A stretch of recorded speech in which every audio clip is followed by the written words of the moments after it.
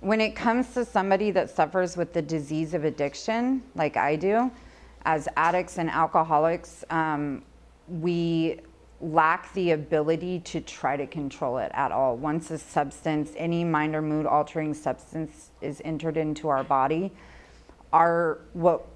what is in the brain is every brain has what's called a stop switch, and it's like the part of your brain that tells you this isn't a good idea, I should stop, or this doesn't feel right, I should stop. Well, for people with the disease of addiction, when we introduce a chemically altering substance to our body, that part of our brain just breaks. And so even though we're telling ourselves and we're seeing consequences and we're saying, I don't think this is good, or I don't want to do this today, we physically cannot stop doing it until it is arrested in some manner, whether that's jails, institutions, or finding the rooms and saying, I'm not going to use today, and implementing something else.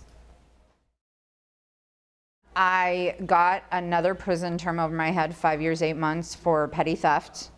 And I humbled myself and asked for help from the same program that got me clean the first time, which is drug court here in Sonoma County. It's an outpatient program where they, in lieu of sending you to prison, you go to intensive outpatient treatment services, testing all the time whenever they call you.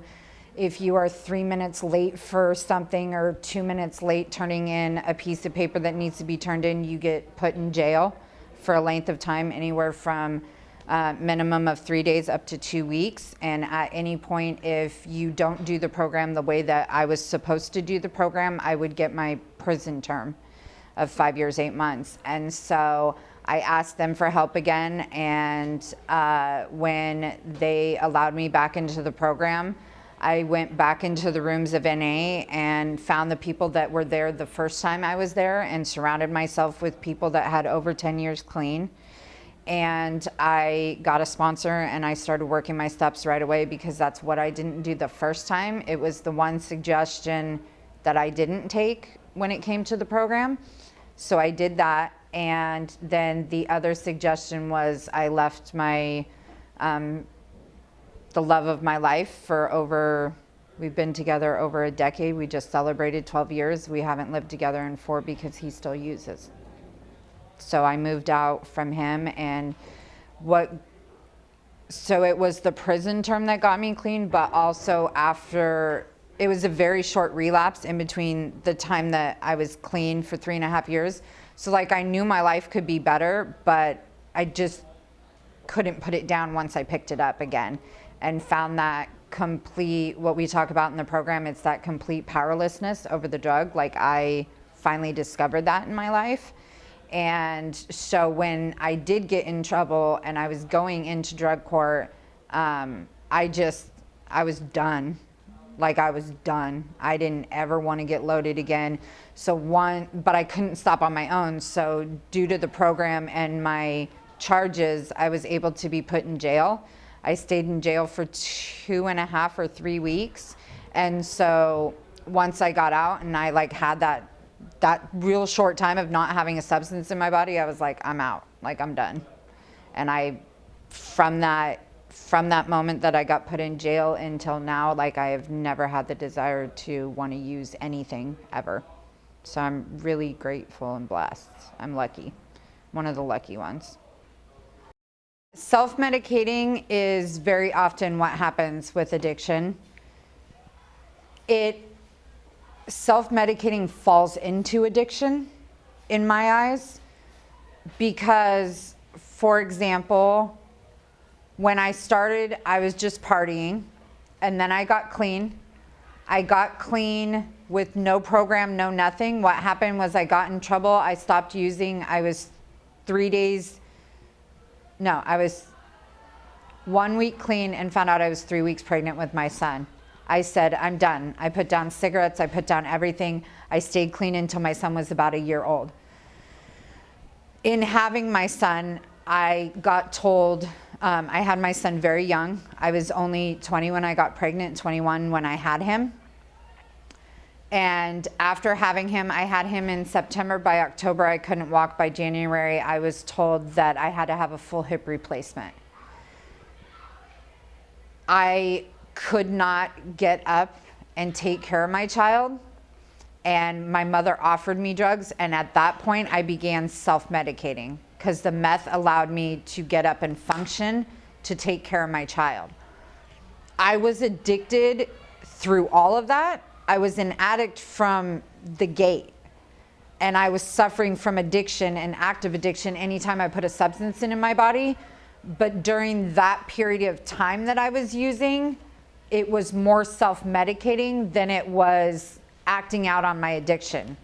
I was using it to be able to physically function and to take the pain away, not because I wanted to get loaded and have fun, if that makes sense. So for a lot of people that I see, especially clients that I've had that have bipolarism, yeah, no part of them, they identify as having the disease of addiction, but no part of them in their experience was it I picked up because I wanted to have fun and get loaded. It was I picked up because I didn't want to have these feelings, or I didn't want to hear these thoughts, or I just wanted to feel normal.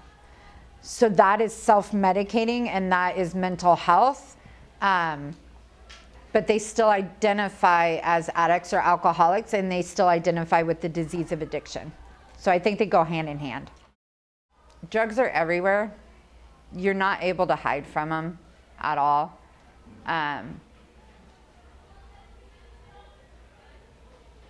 Just know that if you take a drink or do a drug, that you're taking a chance. And even if it's not the worst case scenario, which is like a story like mine, right? What you are doing is you're lowering your inhibitions. And as young men and women, that I think is what I think you guys need to think about the most is if you are gonna do it or you're gonna try it, please make sure you're in a safe place with safe people, because so many bad things can happen, and I've seen it time and time again to young men and young women. We have a huge outbreak of sex trafficking right now in Sonoma County, where kids your age are being taken and put into sex rings and prostituted against their will and drugged against their will. And it is huge in Sonoma County right now. And so anytime you're just at a random party and you're experimenting, know that those things happen, and they are happening in our town. And as much as it's not talked about, I think that it's really important you guys all know that. And just know if you're gonna experiment, just please make sure you're in a safe place with safe people. That would be the biggest thing. But if you can abstain altogether, like, that would be amazing.